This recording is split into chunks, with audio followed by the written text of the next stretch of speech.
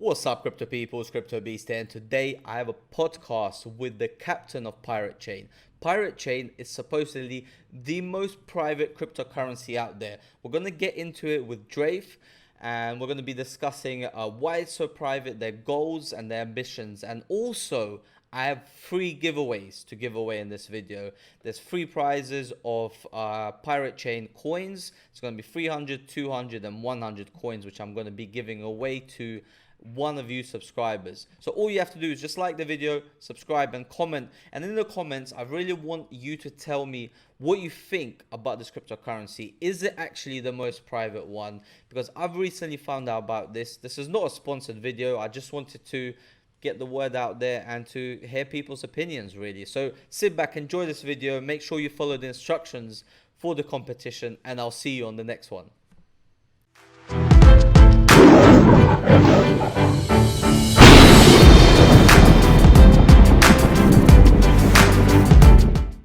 What's going on, crypto people? It's Crypto Beast here, and today I'm joined with Draeth. Is that the right way to say your name? Draeth. Yep. Draeth, my apologies. I'm joined with Draeth. So he's the captain of Pirate Chain. Really cool sort of name to give to yourself. Now, Pirate Chain is a community-run project. Personally, I love community-run projects. I'm a part of a couple of them, and I think at the end of the day, it's the community that drives the projects, not the the CEO making all the decisions. So really good to see another community-run project, and also Pirate Chain is supposed to be one of the most secure blockchains. Now, I'm gonna let Draeth take it away to give us a short description and a better understanding of exactly what Pirate Chain is. So, Draeth, you've got the floor. So Pirate Chain is an independent asset chain of Komodo. So it's completely separate from Komodo itself. But the thing that we use from Komodo is the delayed proof of work. Okay. What that means is that our hash rate is secured by Komodo's chain as well as Bitcoin's chain. So if you want, you can think of it as like a checkpoint, right? So the 51% attack us, you'd have to 51% attack Komodo, us, and Bitcoin's hash rate, because our stuff is notarized onto Komodo, which is then notarized into Bitcoin. Yeah, so that's not gonna happen. Nah. I heard Exactly. it is, I think it's at the moment it's $21 million per day to 51% attack Bitcoin. So Yeah, I don't know who has that to do it. So good luck with exactly. that. So being based on Komodo's tech, we utilize Zcash's ZK Snarks Yeah. technology for their shielded transactions. So all of our transactions after the block reward is all private transactions. Everything's shielded, so there's no trace of any transaction. You can't see addresses, not amounts. You can't see wallet, rich lists, nothing. Okay. You can't see anything on the Block Explorer. Everything is completely private. And even Fluffy Pony from Monero has stated that ZK Snarks is the strongest privacy tech out there. It can't be traced, even today. So let's say I send you is it ARR token, correct? A triple Coin. R. Yeah, so if I send you the coin, my apologies. How would I know that it's like sent? How would I check the confirmations if there's no way to check it? So you can check it in the wallet. Okay. And as well as you'll have a transaction ID. So Okay. you can check the transaction on the Block Explorer, but it won't give you any useful information as far as like, what address you sent it to, where the address is, who sent it, the amounts, and so forth. So you can still provide a transaction ID to show the confirmations, Okay. but it doesn't reveal anything else. Okay. Okay. Fine. And now it's at the moment it's a community-run project. Correct. Are you able to say who was created by, who are the leaders, or is that sort of not in the limelight at the moment? Well, every project does need structure, Yes, right? exactly. So originally it was created by JL777 and part of his team from Komodo Okay. as just, to see if they could actually create this chain, like a fully shielded chain, which they were able to. So then they, started the launch of the chain and everything. And then from that point, they started onboarding more people to help run the project. And then I was actually involved about 2 months after the Genesis block. I found out about it uh, through Voscoin on his channel. Okay. And then, I started mining it. And then after I actually started digging into it, I was like, wow, this is some amazing tech. So Okay. then I started helping out with just as much as I could. And then over time, I kept getting promoted, having more responsibilities, and then got to where I'm at today. So we got a huge base of people that do everything and everything you can possibly think of Yes. just to help promote the project. Because we don't have any dev fees. We didn't have a pre-mine. It was a fair launch, no ICO, nothing. Yeah. And so we don't really have much funding because the only thing we have is a couple notary nodes that we run, and that's it. Yeah. So we run on about like what, $2,000 a day or $2,000 a month, which is nothing. Yeah, which is nothing, and I really like that you did no ICO. I think right now where the industry is, ICOs are like completely dead, and I really love that because Yeah, I see projects now actually creating something and then possibly asking for the community to help with funding, help with listing, and exactly. that's how it should be at the end of the day. So you mentioned that you fell in love with the tech. Now we did say before the podcast we're not going to get too technical, but in the hmm most easiest terms, what is it about the tech that really got to you? Well, for one, ZK Snarks is near zero knowledge proofs, meaning that without you telling me what you sent me, I can mathematically figure out if what the amount that you sent is true. Okay. I mean, it's way over my head, so I can't even explain that. Yeah, fair enough. But along with all the stuff that they have, like the delayed proof of work, securing the chain, and all those other features, and then you have people like JL777 from Komodo, who's a brilliant, brilliant guy.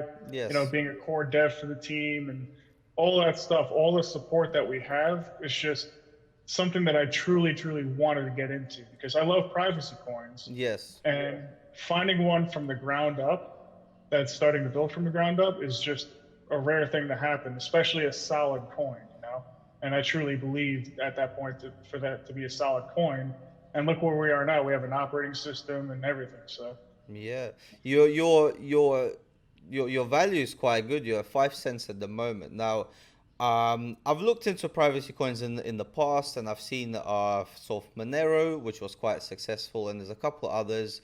I've spoken to the Komodo team actually when they were sort of launching their project, so I do agree it's a great team. Now, the question I really have is that how do you see the future for Pirate Chain? Is there like a target market for yourself, or is it just privacy and the security of its users that you want to focus on? well, the privacy and security of our users is first and foremost the most important thing to us. That's Absolutely. why everything we build is revolved around them, and we always have them in mind at Yes. any given point. Yeah. So, basically, we are a currency. Yes. So that's how we advertise ourselves. But the products that we build are used to support the users from protecting their privacy from other people trying to see what they have Yes. or hack their systems or whatever. So one of the things that we're working on is the point of sale system, right? Okay. And what ends up happening is on the merchant side, they have the option to accept Pirate Chain, Turtle Network, stable coins, whatever, Yes. right? But the key thing is that even if they accept stable coins, it's still protecting the purchaser's privacy because there's no trace of where that came from. But on the regulation side where the merchant is, they have a record of everything that they have, Yes. you know? So it's all about using it just like cash in the sense where you can't really trace it. Okay, fine. It might be a little bit of a difficult question, but why do you think somebody purchasing a sofa will need to be private about it? Because Uh, what rings like the first thing I think is the drugs market, for privacy coins. yep. What are your thoughts on that? Well, people are going to do whatever they do with, cash, for example. Yes, yes. Cash is used to buy drugs all the time, but you don't see the government trying to regulate people from using cash, No, right? but they don't want to. So They don't want to because exactly. they're the ones using it for bad themselves. Yeah, exactly. So in our instance, right? You know, why, like, for example, you buy something on Amazon, right? Yes. Now, that's in their database. Hmm. Every single purchase is in their database. So they can try to tailor their advertising and marketing to you to try to get you to buy more things from them. They do that all the Same thing with, time. Yeah. yeah, same thing with everywhere else. And it's an invasion of privacy. And how do you like your banks knowing everything that you spend your money on, Mm. at any given point of the day? Because everything's being withdrawn from your bank or from your credit cards. Yes. It's just this massive data collection on people. It's just frightening when you look Yes. at it from a ways back. So by Yes. using something like Pirate Chain, you get rid of that completely. Yes. Because I mean, say for example, like if you were to go on my store, which is I own a physical crypto coins store. Okay. If you go on my store and pay with Pirate Chain, you can put whatever name you want. You can put whatever address you want. You can put a PO box or your neighbor's address. I have no way of knowing that of who I'm sending that to. You Okay. know? What can you tell us your store by any chance? Yeah, I own and operate physicalcryptocoins.com. Basically, I create physical coins for various different types of projects. I have projects come approach me and ask to make a coin for them. So I have a unique pre-order process. So say, for example, that you're a project that doesn't have much funds, but you want a crypto coin made. So what you can do is you can tell your community, hey, we're planning on getting this made, and in order for it to get produced, you have to order 20 coins minimum. Okay. So if the community fills that 20 coin requirement, it goes in production, then gets shipped out to everybody, and then I have it available in my store. Okay. I'm looking at your website now. So you actually create the physical coins. For example, like the Bitcoin coin, you can get the physical one, and you do them for each project. Is that correct? Yep. I don't actually make them myself. I'm partnered with a manufacturer. Okay. But yeah. That's pretty cool. I'm just looking it up.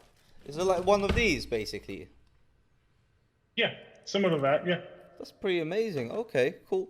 Um, in regards to yourself, you said you're going to be focusing on other merchants. So that is the current sort of future goals is to get Pirate Chain working with other merchants so people can start using it as a payment basically to buy things online. Is that correct?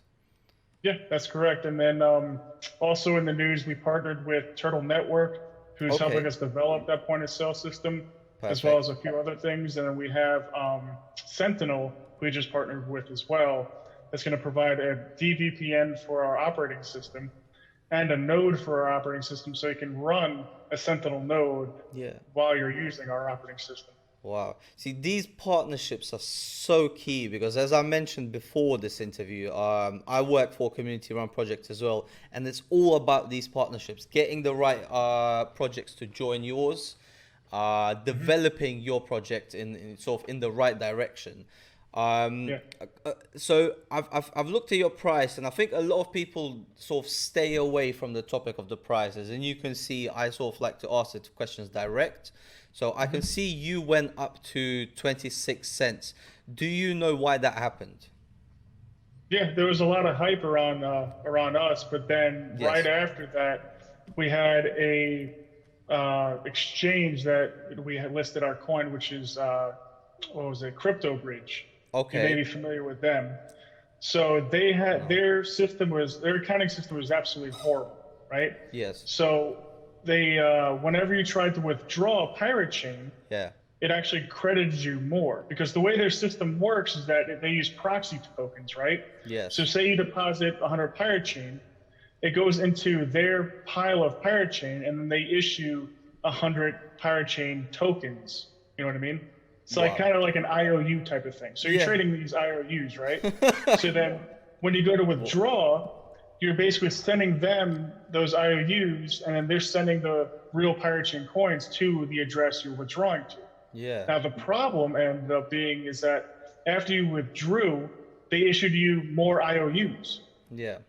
right? So people saw that and were like, oh, screw that. I'll just keep withdrawing and keep making more pirate chains. So they kept withdrawing, and then they kept getting issued more IOUs, with like basically draining the entire exchange of actual Pirate Chain coins, That's right. and then they were just dumping it all over the market. There was Wow. something around 1.8 million coins that got drained from that exchange. That's crazy, So mate. that's why you saw that massive, massive sell-off. Wow. So I'm looking at CoinMarketCap at the moment. You're not on that exchange right now. Is that correct? Oh, they're gone. They're gone. Yeah, I'm not They're surprised. liquidated. I'm not surprised. So Yeah. is there like a recommended exchange? I would assume it's CoinX at the moment, or is there another one you would sort of suggest? We take the stance of not recommending exchanges, Okay, fair enough. but the exchanges that we've had a good experience on Yes. would be something like AltSpit, TradeOgre, and CoinX. CoinX. Okay, fine. They're not all on CoinMarketCap, but I assume it's still early days. All right, that's Well, fine. if you go to CoinGecko, everything's listed there. Oh yeah. So Do you know what, mate? I literally see so many projects just going to CoinGecko and forgetting yeah. CoinMarketCap. There's just so much issues with CoinMarketCap. Oh yeah. I've literally seen emails from them asking for money to get other Yeah. coins listed. Their volumes, I heard there was some issues with fake volumes on them. So it's just a big mess, and I really like that CoinGecko is around now to sort of Oh yeah. just give honest. That's how it should be, an honest index basically. So Yeah, I mean, you can see their normalized trade volume for any exchange, and it's actual true volume, not pumped up volume. this is the thing, and CoinMarketCap did say, look, we're going to fix it, but did they? I don't I don't think Yeah, they did. how long ago did they say that too? Yeah, like a year or so. So I don't know, mate. I use it because of its speed. Like this is literally the only reason I use it. It's faster than CoinGecko, and Yeah. it's a little bit more user friendly. But it's not the real sort of numbers. So if you're Yep. serious about sort of trading and looking into coins, I would suggest using CoinGecko, and I'm sure Draeth would as well. Um, 100%. I'm looking at your wallets now. You've got a paper wallet. Do you have, and you've got some third-party wallets like Verus Agama? Is that a third-party wallet, I assume? Yeah, so Agama was originally run by Komodo, but then Varus took over and started developing more. So Okay. Varus runs Agama, and we're listed on that wallet as well.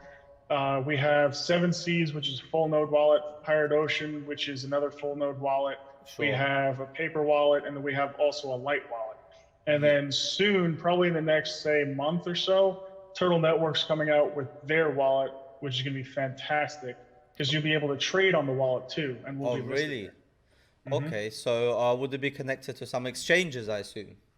Their exchange, their Turtle Network exchange. Yeah. That is really good.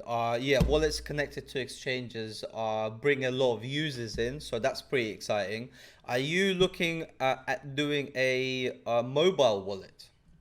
Yes, we are currently working on the graphics for it. Yes. We're still searching for the mobile dev portion of it. So we almost got half of it done, Yes. and then that other half requires a mobile dev, which we're still looking for. Yep. Okay. Fine. All right, mate. Well, look. Like I said, I like to keep these interviews, these podcasts, more like quite short. Do you want to add anything else to tell my community, to tell your community, in regards to Pirate Chain? February 12th. Okay. February 12th, watch for an announcement from me, Pirate Chain, and certain other people, Okay. or So, certain other projects, or whoever. There's sounds going to be a massive announcement, okay. and it's going to be amazing. Sounds pretty exciting. I'm gonna leave the link to your Telegram group and your Twitter, so anyone who wants to hear this announcement can just join up and make sure they don't miss it. Draeth, I really want to thank you for joining us today. It's been a pleasure. Look, as we said, we do love privacy coins, and I'm really interested to see how this project progresses. If you can actually enter the sort of e-commerce and the online payment sector, and if you can, I'm sure you're going to find great success. So thank you very much for joining us today. Yeah, thanks for having me, man. It was great. It was great. It's a pleasure, and have all the best. See you. Bye You bye. too.